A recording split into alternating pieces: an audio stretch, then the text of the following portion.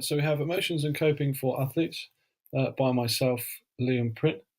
So the most widely used term for emotions is an adaptive response to the demands of the environment.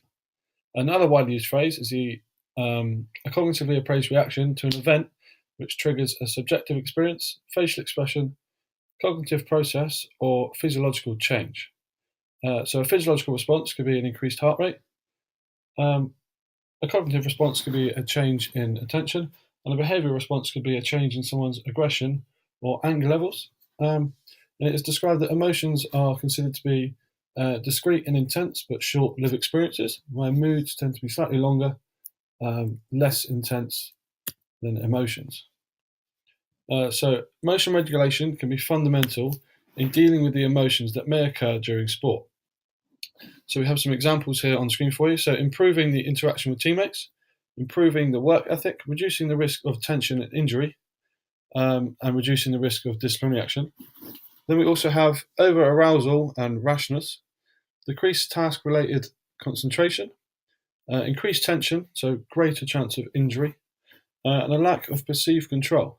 So, for example, a primary emotion, which is the first emotion felt after an experience or event, could be frustration or humiliation. If not regulated in the right way, could lead to a secondary defensive emotion, which could lead to a lack of concentration or poor decision making, which would lead to a poor disciplinary action, and you may get penalised for it. So next, we have some common emotions in sport. Quite a lot of people feel fear, anxiety, a bit of excitement. Some people feel uncertain on events, so they're not sure how they're feeling up to the event. And then quite a lot of people, most people feel nervous before an event, not sure what to expect, what's going to happen. So next we have overview of stressors. So stressors are the sources of stress for an athlete. So they come into three different categories. We have competitive stressors. So for example, injuries or underperformance.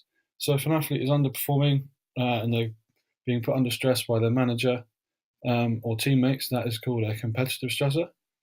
If we have organisational stressors, so for example, if a governing body or team issues is interfering with them, they're feeling stress from that. That is an organisational stressor. And then we have personal stressors, so anything that's to do with their personal life, so work issues or family relations, they come under the personal stressors category. So, for example, if someone was feeling stressed out because they've just lost their job, that would come under a personal stressor. Emotional control before performance. So it is important that athletes control their emotions not just during performance, but also before, leading up to events, making sure that they're in the right psychological state to perform. So emotional control before performance is judged on the readiness to perform before the event. So if the athlete is in a good psychological state, then the need for emotion control will be reduced. If the athlete is in a poor or bad emotional state, then the need for emotional control will be increased and maybe more necessary for the athlete to take some actions. One way to look at it would be how the athlete is appraising the competition. So, for example, if the athlete is feeling uncertain on the event, then they may feel a bit nervous or a bit anxious as to what's going to happen and what they may expect, which could then lead to nervousness and tension, which would decrease their performance and may lead to injury. Then can the athlete focus on the controllable events? So can the athlete focus on events that only they can control? So for example, if they use self-talk or if they use routines, can they focus on using those routines and self-talk to control their emotions? And then finally, can the athlete focus only on the things that they can control? So ignoring the uncontrollable. So for example, the weather, no one can control the weather. So if it's raining, forget about the rain. Don't think about that. You can't control the rain. So can we focus on what you can control instead? Next, we have emotion control during performance. So athletes can use a variety of techniques to control their emotions during performance. So, for example, we have self-talk. People use that to motivate themselves. People also use it to calm or control their arousal. So if they're feeling too aroused, they might self-talk. to bring their arousal levels down, to keep them under control, to help with performance. And you get the same the other way. So people who are under aroused may use self-talk to increase arousal, which will then increase performance to get the result. Another technique used is imagery. So some athletes use imagery to increase their performance. So imagery is when you picture yourself performing well. So previous experiences, if you've played a good serve or you've had a successful shot in like snooker or football, for example, imagine yourself replaying that shot, that serve, to increase confidence. Then your emotions are likely to be greater, higher emotion regulation. You're likely to perform slightly better as well. Next, we have again focusing on controllable. So, can we focus on the controllable, not focusing on the uncontrollable? So, only focus on what you can change. And then finally, we have breathing control. So, not only psychologically will breathing control be used as arousal control, making sure that you don't get too aroused, relaxing yourselves. Physiologically, it also is going to decrease your heart rate. So, can you slow your heart rate down via your breathing? Slow the release of adrenaline, calm yourself down before a big event to stop yourself from making any rash, silly decisions. Next, we have Gross's process model. So this model is a movement that's down in the bottom right-hand corner. The process moves from left to right, starting with situation selection. So can the athletes select the situations they put themselves in? So for example, if an athlete's facing their old team and they're a bit nervous, can they avoid any of their teammates, their ex-manager, before the competition to avoid that awkward situation to help them control their emotions? Then we have situation modification. So, for example, modifying the external environment around them. So, removing yourself from the situation if it's a bit loud or you don't like who you're around.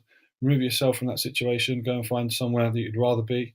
That way, you then can control your emotions of who you're around, making sure you don't get drawn into other people's strategies or techniques to put you off your game.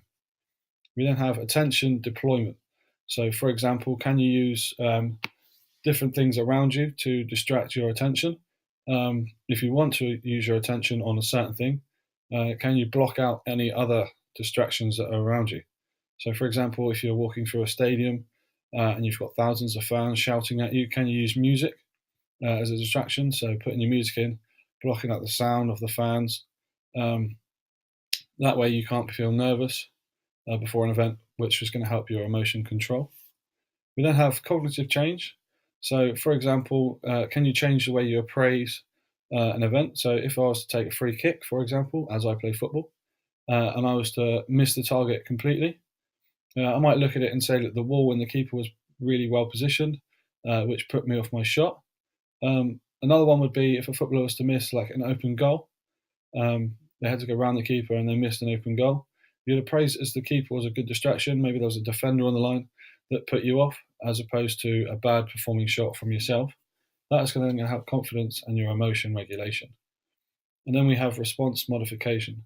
So, for example, can we deploy some sort of technique to help with modifying your emotion control?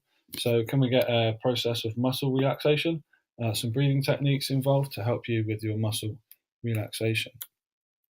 So some applied examples of how performance elite athletes have used emotion regulation. So Andy Murray uses self-talk to increase concentration and arousal. You quite often hear him shouting. That's to increase his concentration of his performance. And then another example would be for swimmers. They're often seen using breathing control to relax, especially on the starting blocks. Again, lowering that arousal, slowing down the release of adrenaline to calm themselves down before they get over aroused. However, it is quite important that athletes know when to use emotion regulation. So, if an athlete was to use emotion regulation in the wrong context, it could have negative effects on performance. So, for example, an athlete who needs high levels of arousal, so maybe a cage fighter or powerlifters, if they were to use self talk or breathing control to reduce the amount of arousal in their systems and to reduce their emotion regulation, they might find themselves that they can't perform as well because they need that arousal to perform.